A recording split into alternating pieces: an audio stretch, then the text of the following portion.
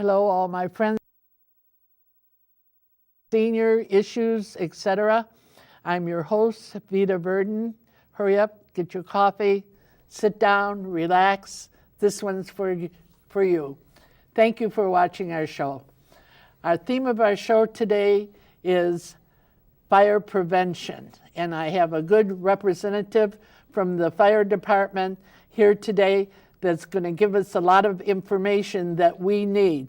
So sit back and relax. And I'd like to introduce the person I have with is a representative of the Libertyville Fire Department, Kevin Klincik.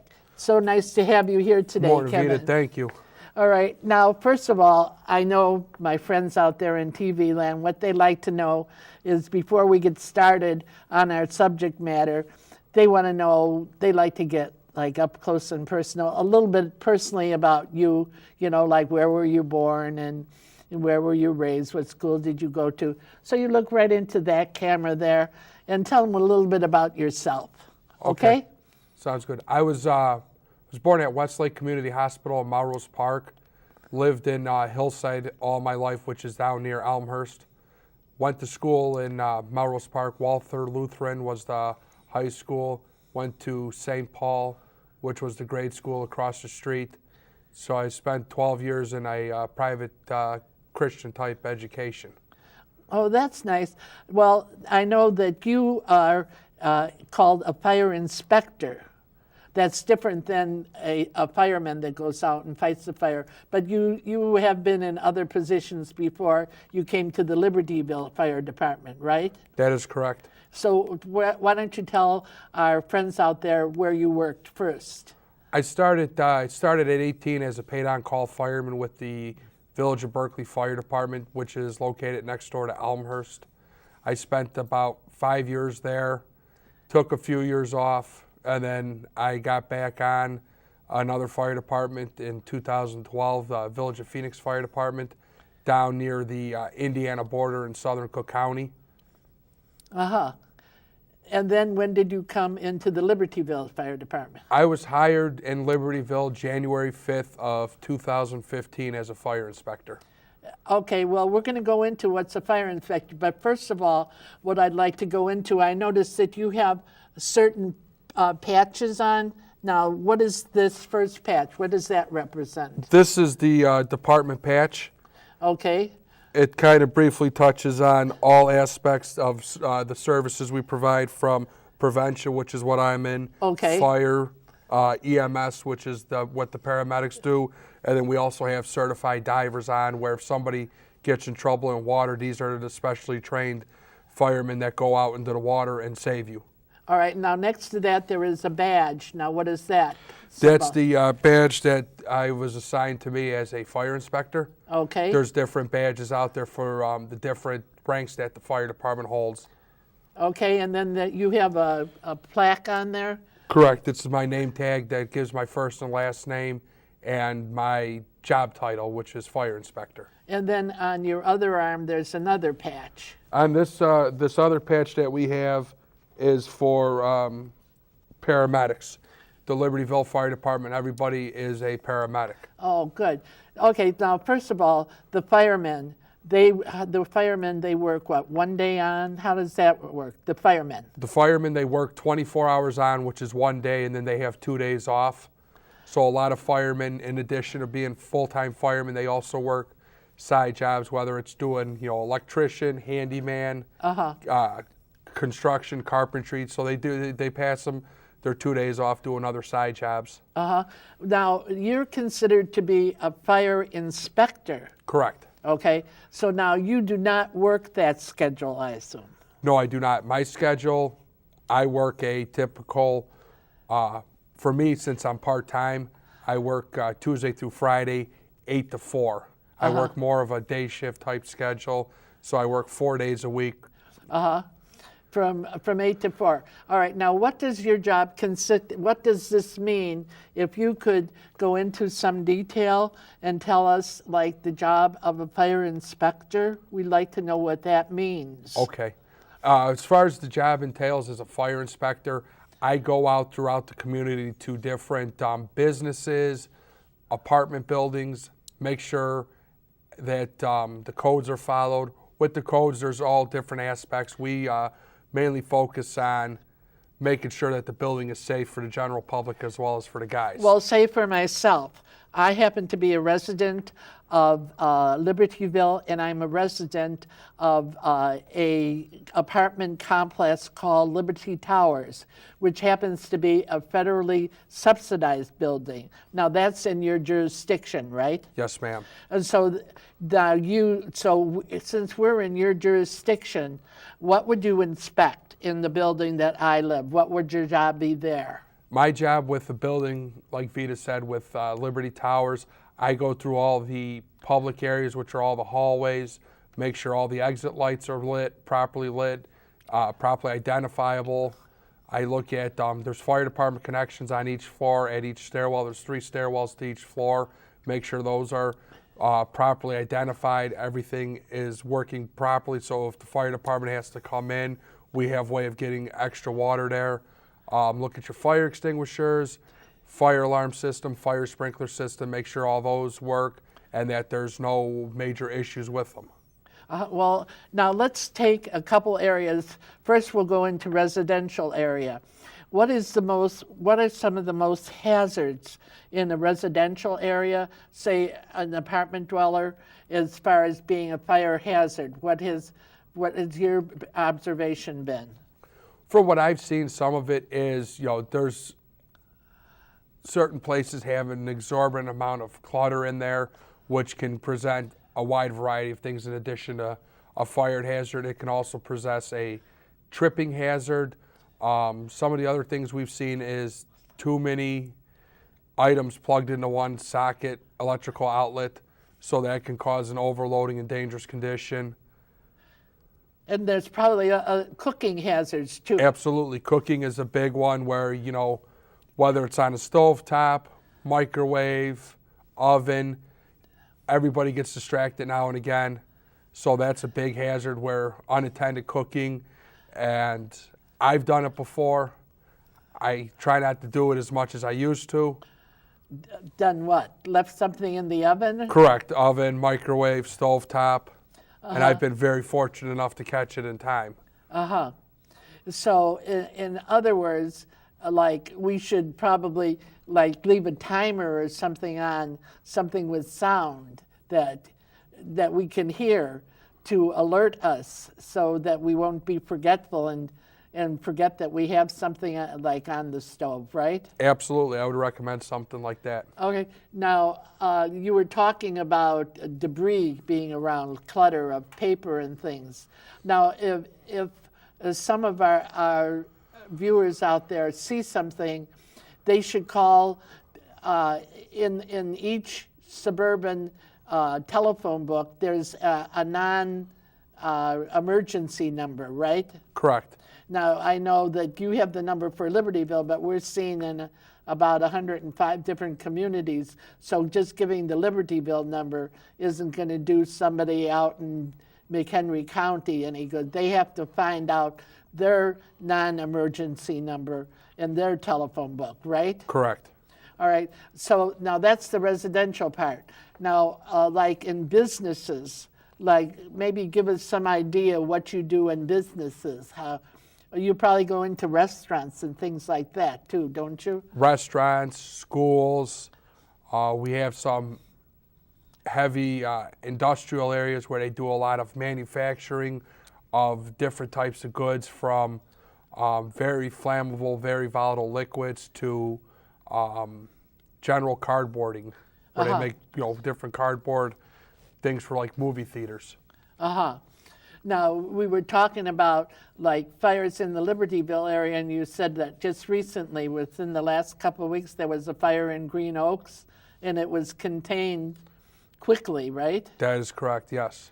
And so then the only damage was to the house or to the garage, or what? The only damage was to an attached garage. The house was saved, and the residents were able to live in it. The shift that was on did a great job from the time they received the call to the time they got on the scene. And I could not say that, I have nothing but praise for these guys that I work alongside. They did a stellar job, And that's something that we're big on. We pride ourselves big on is, public education, interaction, but also times of need. We're there on your worst day. A lot of times, unfortunately, we don't get to interact with the public how we want to, like in this setting.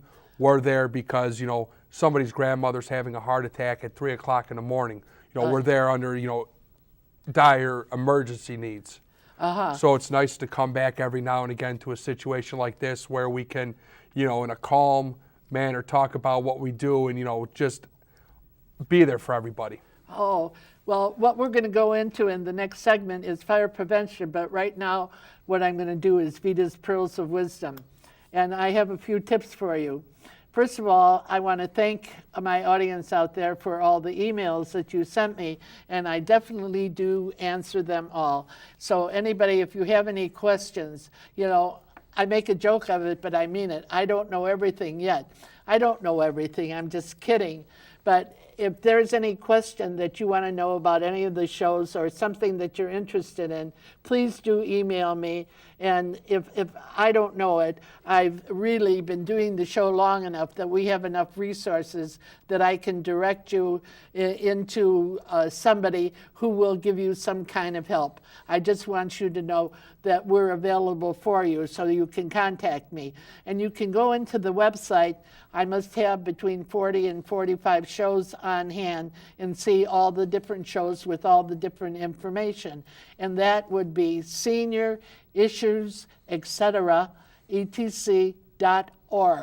And just go in there, and the first homepage will tell you all the places that the show is seen.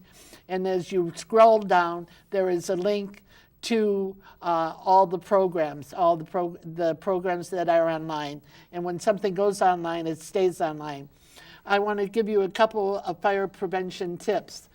I have lived in Liberty Towers. It will be 20 years. And so it was close to 15 years ago, there was a fire in the building. And the fire was caused from frayed, too many plugs in one circuit and frayed electrical wiring. And in this particular apartment, the person that lived in there had like chairs and different furniture that had flammable material. But fortunately, since it is a cement block building, the fire did shoot out the windows, and but it was contained to this one particular apartment. But the firefighters did a wonderful job. They carried just about everybody down. I've lived on the 4th floor for the last 20 years, and they carried me down, and I'm a big gal. And so, I do have to compliment the fire department on there. But I'm going to tell you other hazards that we do have to watch for. And the other hazards is what we have to be alert in our area for fire prevention, and we have to know to call. If we see debris laying around that could be combustible in every area, we have to notify somebody. We have to notify our fire department. So we should have our little gray cells up here pricked, our consciousness to be aware, to help our firefighters, because they have our best interests at heart, and we should never take them for granted. That if we see, we have here at Senior Issues, what we have a passion for is our firefighters, our police department, and our veterans, and we always like to bring that into the consciousness. If you see them in a restaurant, buy them something, buy them a dessert or something, go up to them, pat them on the back, because they like to have that kind of encouragement. Say, God bless you, thank you, and get engaged in conversation, because the inspector that I have with me today, that's part of his job, is making contact with the public. And we want to give advice to work in that role, that we as the public should make contact with our public servants, because they risk their lives for us and they have our best interests. in mind. So what we want to do is know how to support them. So if you see any kind of debris laying around, check your own apartment, and anything that is flammable, get rid of all of it. And, you know, an ounce of prevention is worth a pound of cure. So let us be this type of seniors, that new breed of seniors, and that we're living longer, and that we're giving an example to the generation that's following us. Now we're going to get back to Kevin, and what he's going to go into is he goes out and he gives talks on fire prevention. So that's the subject matter.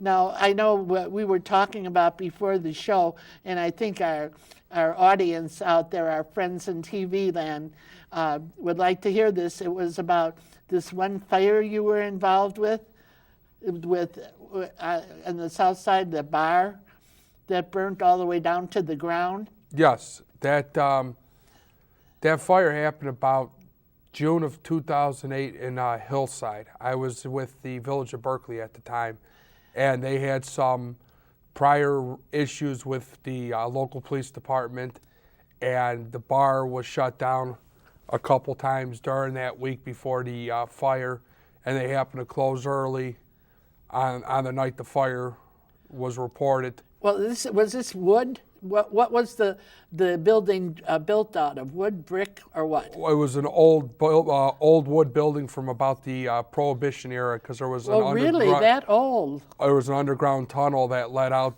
from the basement. Really? Yes. So Prohibitionists used that. Correct. As a way to bring their alcohol in. Correct. It was used back in the Prohibition era, and it was a very, very old building, and there was, with the alcohol that was in there, it was a fully stocked bar, and all the flammable finishes from the furniture. The fire just took off, and it got to the point where it was no longer safe to fight it, what we call an offensive attack, inside. We were forced outside, and they had to put water on it from the outside for our safety. So when you go in, you almost have to be like a detective, I bet. Correct. And what you do is you gather information, and what do they do then about? Do you have an investigation? How does this work? I'm also a fire investigator with the Village of Libertyville as well, so that's part of our investigation. We go out, we talk to the parties involved, we get their information, we find out what they saw, and we're pretty much, like you said, Vita, we're detectives. We have to go through, it could be countless amounts of information to figure out what happened from Do you have insurance to have extra schooling to do this? For that, yes. There's initial 120 hours that we go through of initial training, and then every 4 years we recertify with 100 additional hours of extra training that we have to do, from seminars to hands-on experience. So it's quite extensive that we have. So what was the outcome then? Do you think that it was just a natural fire that started, or was there some suspects of it being started? We had our opinions on that. I mean, I shouldn't say opinions. We figured out what it was, but we just didn't have the evidence to prove it. So therefore, we left it as an undetermined fire. But you have to investigate exactly how fires started, right? Correct. So it's not only inspection, but it's investigation. Yes. So that's very interesting, that you have to really be knowledgeable to all the details of the origin of the fire, right? Correct. All right, so in fire prevention work, maybe give us some kind of scope, details of what are you looking for when you go into a place, and when you go out to give talks on fire prevention, what do you tell people? One of the things I look at when I go out is I always start my inspection by walking in the front door, introducing myself, stating that why I'm in their business, and asking them to conduct a fire inspection. And then when I'm there, I go through and I explain to them what I look for. I like to make sure that the exit lights are visible and lit at all times. There's batteries in there, so if you lose power, they come on and they provide a way for you to evacuate the building if something happens. Emergency lights, fire extinguishers. If you have a fire alarm system, fire sprinkler system, I look at those, make sure that those have been inspected by a current company and that there's no major issues with them. Now, like these companies that you go into, are they compliant? Do you have to go back and see if, like, if you put you recommend changes to be made? Are they compliant to that, or do you have to go back and check to see if the work is done? Sometimes some businesses are better. Some businesses are really proactive where, they know kind of how we've been in from previous years. They know around the time that we're going to come in again so that they, are ahead of the game. They make sure everything's good. But there are businesses that I've been in where I found a few items wrong and I've had to work with them to correct them. And we go through a re-inspection process until they are compliant. And now, do you go into schools and educate children? I know children like to play with matches. We do go into schools. I don't really handle too much of that. We have one of the firemen. He's mostly does all the public education from the standpoint of school talks, everything else, but we assist him. Big thing we do around Fire Prevention Week for the kids is we do fire truck rides. We have an antique fire engine that we go around to all the different schools in Libertyville with the exception of the high school, and we take them on like a half-hour ride on the fire engine. And kids absolutely love that. We hand out fire helmet stickers, and it's a great way for us to interact with the public. And I love dealing with the kids because to me, they're at that age where they're the most fun. They're always intrigued. They see a fire engine, they see a fireman. They're intrigued by the fire engine, right? Excuse me, yes. They're intrigued by that. And they're intrigued that kids are always fascinated because you have a uniform, and it's a uniform of authority. Correct. So you're like a hero to them. Yes, they see us as It's heroes. a form of a hero. Correct. Well, as the public, how can we assist in the firemen, the fire prevention, as the senior public? How can we assist? One of the things that we encourage big on is making sure there's no unattended cooking. We try to educate on that. We as people get elderly, we make sure that their apartments are safe so that they don't have nothing that they could trip over, because a lot of people use walkers, canes, wheelchairs, and we don't want to have anything happen like that. Another area that I think I might mention, because this is a hard thing, but neighbors could see if somebody isn't really taking care of themselves, and maybe the family has neglected them and not come around. And if you feel that somebody is not up to cooking anymore, it's best to report it to somebody. Don't you think so? Absolutely, and I'm glad you brought that up, Vita. Because that's a delicate area. Because I know a lot of seniors, like, they hide it from their kids, and they try to pretend like they could do it, and they're really, like, past the time they should have somebody, like, with them. And so if you see somebody and is failing in that way, it's time to report it, right? Correct. Yeah, it's a delicate area. Now, a question I'd like to ask you is how you got involved with firefighting and what kind of gratification do you get out of it? What does it do to you that you have this interest in this area? How I got involved with it was when I turned 18, I got in a fire department, and the whole reason why I did that was I followed in my father's footsteps. Well, your father was a fireman. He was a fireman in Hillside, where I lived my entire life. He spent 35 years on the job and retired as a captain. Oh, so you saw the value of Correct. The fire department. And that's how, I've grown up in a firehouse my entire life, and that's how I've grown to come into this job, followed in his footsteps. And, for me, and I don't consider myself a hero when I do anything above any other normal citizen. I just have passion. I'm very passionate about what I do, and I believe in fire safety, and I like to educate. One subject that we haven't really dealt on, that I'd like to mention it to people because I think it's important, is now you're assistant to the paramedics. The firemen are also paramedics. So what does it mean to be an assistant to the paramedic? Tell our audience. There's two levels mainly in the state that they use. One is an EMT, which is what I am, and another is paramedic, which is what Libertyville has. Paramedics can do more advanced things outside of the hospital. They provide a lot of outside care in the hospital. They can administer drugs. So let's take it like detailed. So like if somebody is having a heart attack, they have the ability to administer medicine to them. That is correct. And do they have any way of diagnosing where the person's at? They do. They carry cardiac monitors. And what they do is they put little sticky pads on there, and they look at it. Measures your heart rate, and it measures your the way your heart is beating. And that's some of the training that they have gone through. Is they can look at it, and based on the picture that they see, they can determine whether or not the person's having a heart attack. And then that information gets sent directly to the hospital to advise them of the impending ambulance's arrival.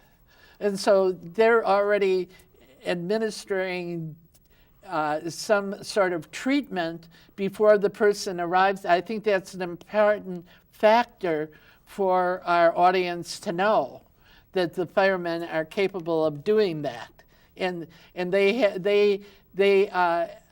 they've gone through schooling and they have the designation to do that, right? Correct. That is correct. It's a year-long intensive program that they go through. So now, what kind of gratification do you get back from doing your job? You're seeing that you're helping the public. How does that satisfy you? It makes me feel great because I know at the end of the day, there's not many days, we have good days in the Fire Prevention Bureau and bad days. Some of the bad days are when we have to deal with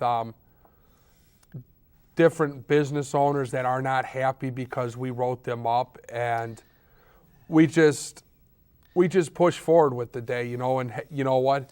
I'm sorry you feel that way, but this is our training. We're designed to recognize this, and this is what we do to prevent serious incidents from unfolding. Now, what I have for our audience out there is if you see Kevin out on the streets in Libertyville, I want you to go up to him and say, "Hey, Kevin, I saw you on TV," and say hello and introduce yourself, because this is what he is a model of. He is connecting with the public, and this is what he does as an inspector. And we're thankful that we have husky young men like this to do this job for us, because we need all the help we can get. So we're just so happy, and we're going to have you on periodically to give us an update on what the fire department is, because it's a vital part of our community. Now, you know what it is. You out there, I'm talking to you. When you come to the end of your rope, you tie a knot and you hang on. And the reason for it is, what we want you to do is, the best is yet to come. Catch the spirit. God bless you. We love you.